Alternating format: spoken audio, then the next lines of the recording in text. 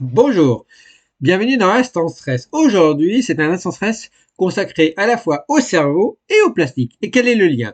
Eh bien, en fait, il faut savoir que je vous ai fait des précédents Instants Stress, je vous ai parlé des fameux plastiques et les fameux microplastiques qu'on peut retrouver dans le corps humain.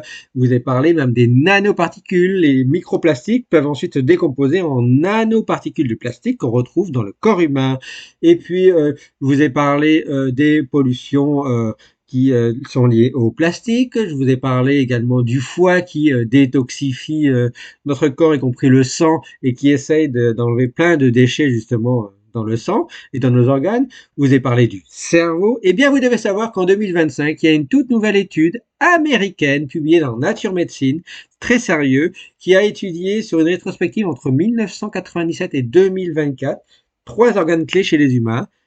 C'est au niveau post-mortem, c'est-à-dire que des personnes qui sont mortes, quand il y a eu des prélèvements d'organes, qui ont fait des dons d'organes, et donc il y a eu des prélèvements et des analyses. Il y a eu une étude sur le foie, sur les reins et sur le cerveau. Eh bien, vous devez savoir qu'il a été détecté dans cette étude, alors pas dans les reins, mais dans le foie et dans le cerveau, une augmentation très importante de la quantité de microplastiques.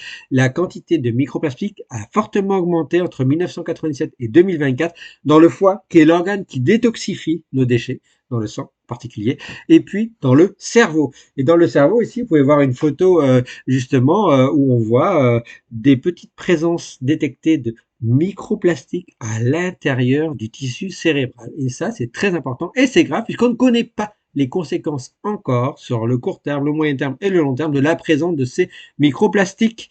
Et par contre, il y a des corrélations qui ont été faites, y compris dans cette étude de Nature Médecine en 2025, qui a été de montrer que, en fait, il y avait plus de présence de nanoparticules de plastique, de microplastiques, dans le cerveau de personnes qui étaient atteintes de démence. Donc vous voyez, il y a une suspicion de lien au minimum entre microplastiques, nanoparticules de plastique et la formation de démence. Et je vous ai justement parlé dans un précédent stress de la démence, et vous voyez que la démence, entre autres, vous avez la maladie d'Alzheimer.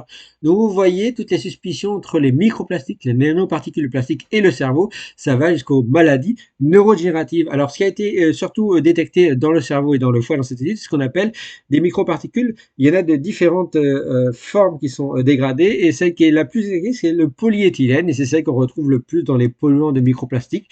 Donc évidemment, on en retrouve le plus. Et pour garder une image, actuellement, il a été estimé dans cette étude de 2025, étude américaine, que globalement, chaque personne a dans son cerveau une petite cuillère à café de microplastiques dans son cerveau. Nous avons dans notre cerveau actuellement à peu près 7 grammes de microplastiques distribués dans notre cerveau. Et ça, on ne sait pas ce que ça fait, ce que ça a comme conséquence, et donc ça nécessite beaucoup d'études.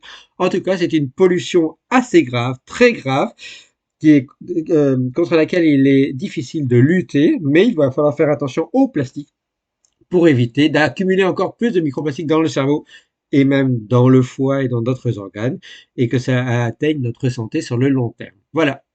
En attendant la prochaine instant stress, faites attention aux microplastiques. Merci à vous. Ciao, ciao, ciao.